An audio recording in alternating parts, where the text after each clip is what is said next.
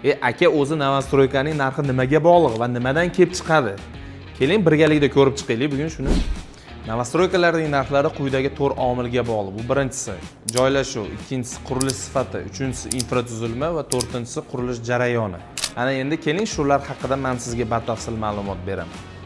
Joylashuv uy narxini shakllantiradigan eng asosiy faktor, chunki shahar markazidagi uylar o'zining tashqi infratuzilmasi rivojlanganligi sababli qolganlarga nisbatan ancha qimmat bo'ladi. Qurilish sifati. Qurilish sifatini ham bir nechta faktorlar belgilab beradi, ya'ni bu qurilish mahsulotlari, texnologiya va arxitektura.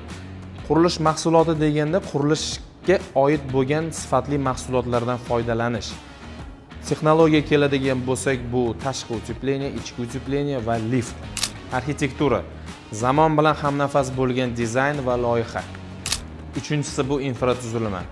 Ya'ni novostroykaning yaqinida maktab, bog'cha, poliklinika va savdo markazlari bo'lishi bu narxga juda katta ta'sir qiladi.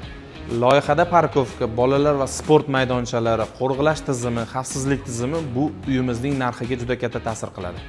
To'rtinchisi bu eng asosiy faktor bo'lib, ya'ni qurilish jarayoni.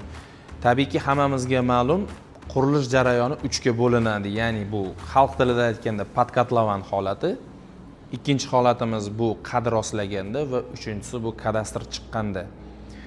Agar qurilish kompaniyasi ishonchli bo'lsa, siz podkatlovandan olganingiz sizga anchagina ma'qul bo'ladi. Ya'ni loyiha bitgani sari narxi ham shunga qarab o'sib boradi.